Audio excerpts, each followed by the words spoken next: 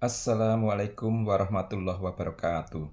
Salam sejahtera bagi kita semua. Om Swastiastu, Namo Buddhaya, salam kebajikan, Rahayu.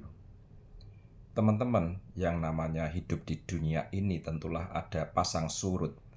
Ini juga terjadi dalam kaitan hubungan antar manusia. Tidaklah ajek hubungan antar manusia suatu ketika seseorang menyukai atau mendukung orang lainnya, namun di lain waktu orang itu kemudian berhenti untuk mendukungnya. Itu sudah jamak terjadi.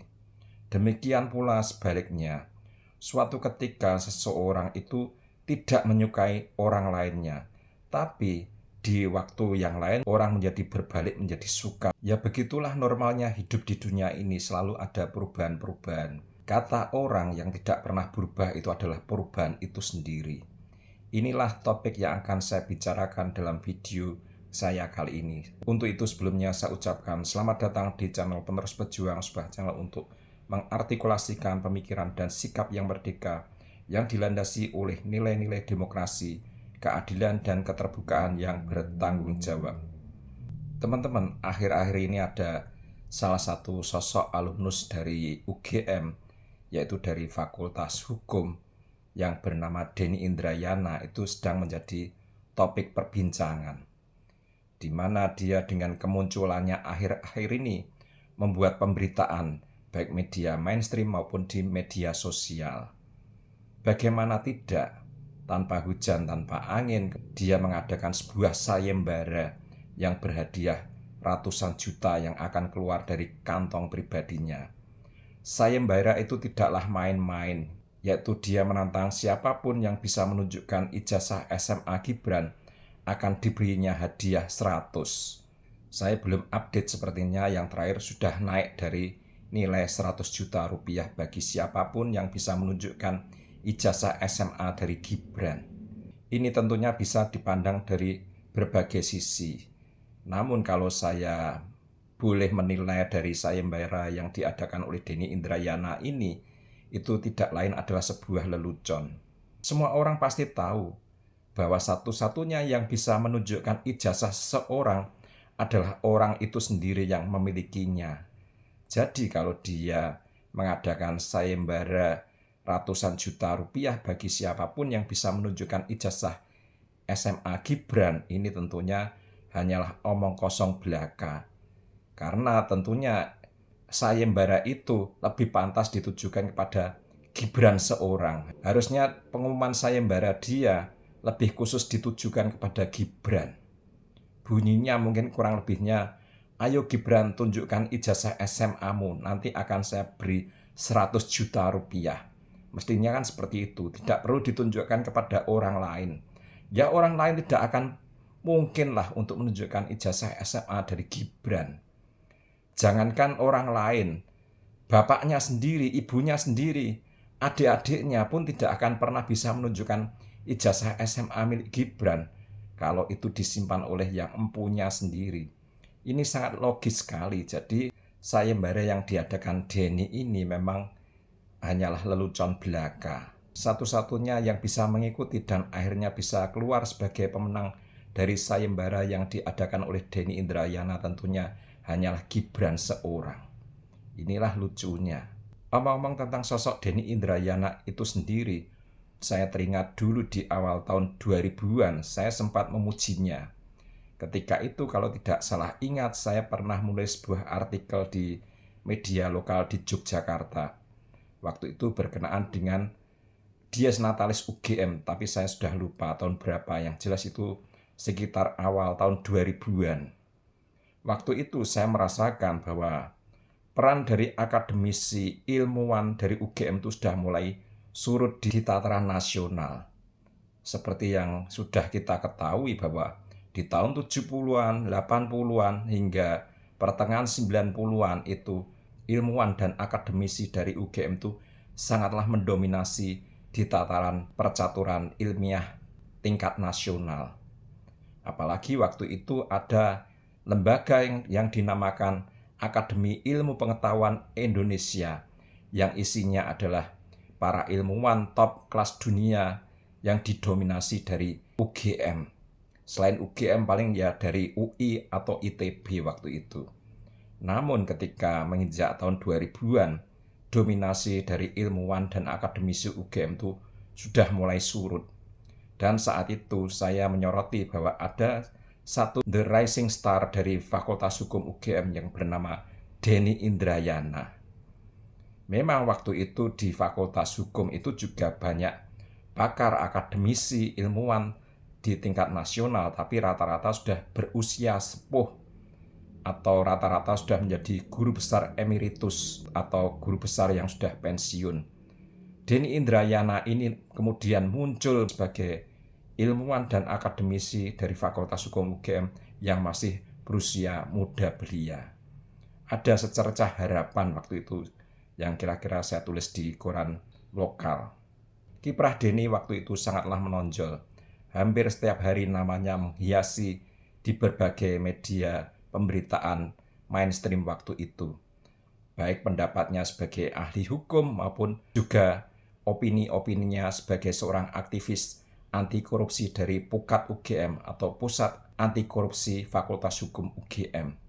Saat itu dia menjadi sosok muda yang sangat inspiratif. Namun tidak lama kemudian dia menceburkan diri ke dalam politik, di mana dia kemudian diambil oleh SBY menjadi staf khusus presiden di bidang hukum, kalau tidak salah seperti itu, sebelum akhirnya menjadi wakil menteri hukum dan HAM. Ketika itu dalam sebuah acara internal Kagama, saya sempat mengusulkan agar Denny Indrayana itu mundur dari pemerintahan Presiden SBY waktu itu. Bukan karena apa-apa, karena saya saat itu sudah mencium bahwa rejim SBY waktu itu sudah banyak dipenuhi oleh kasus korupsi. Dan pada akhirnya terbukti bahwa banyak menteri dan juga tokoh-tokoh dari partai milik SBY itu banyak yang terjerat kasus korupsi. Waktu itu saya sangat menyayangkan seorang Denny Indrayana, pakar hukum dan juga aktivis anti korupsi dari UGM.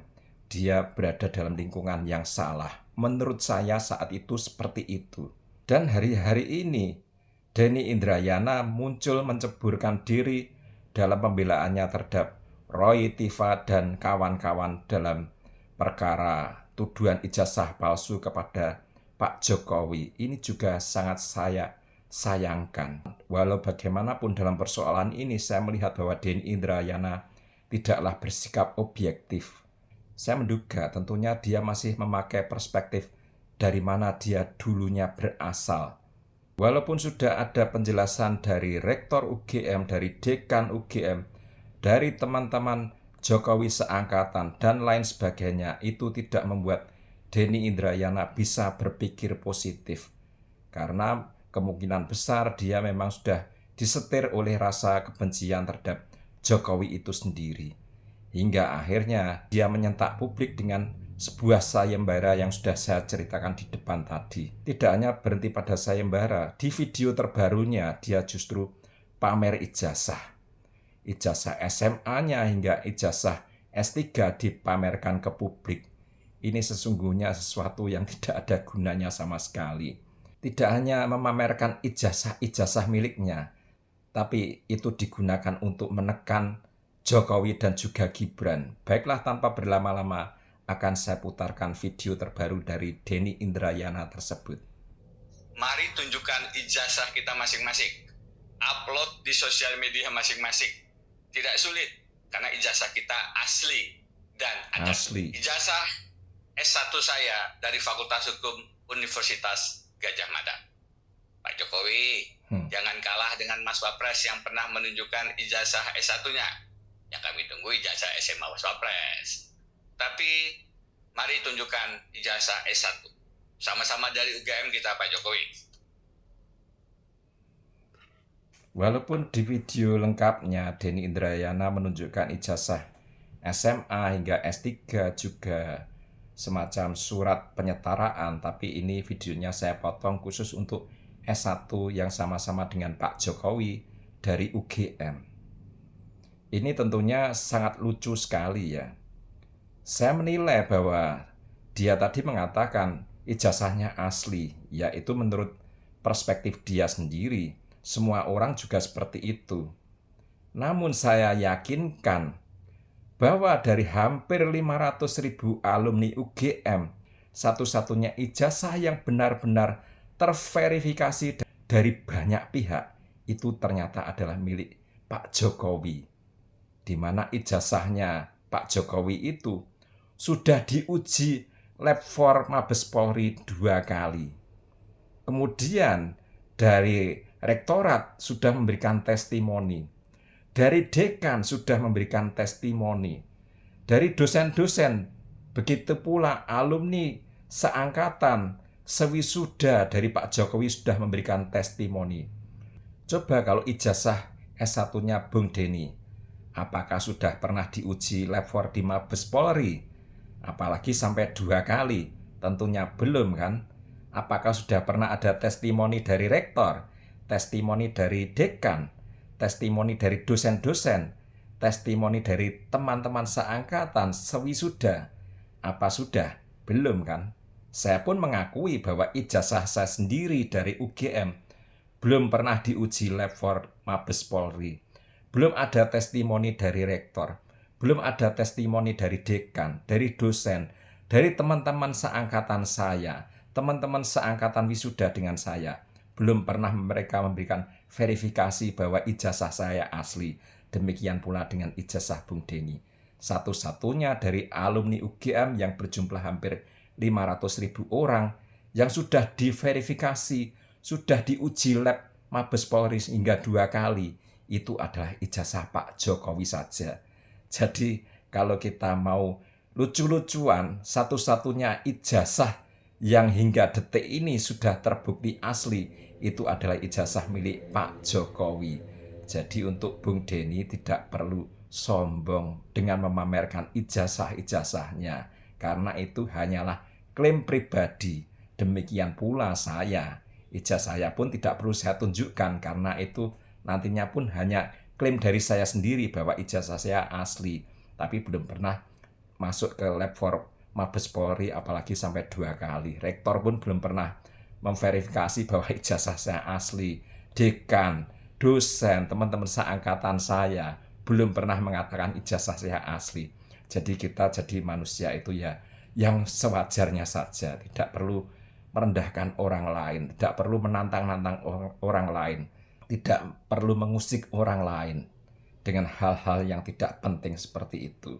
Inilah makna dari video yang saya tampilkan malam ini, bahwa kita jadi manusia itu ojo sok dumeh, jangan sombong, jangan merasa sok, termasuk sok paling asli, karena belum teruji, belum ada verifikasi, belum ada testimoni sebagaimana ijazah milik Pak Jokowi.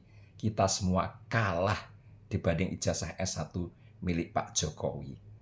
Demikian video singkat saya kali ini. Mudah-mudahan ini memberikan semacam pencerahan, bahkan mungkin hanya hiburan semata bagi kita semua untuk tidak selalu meremehkan orang lain. Mohon maaf bila ada kata-kata yang salah. Tetap semangat dan salam merdeka.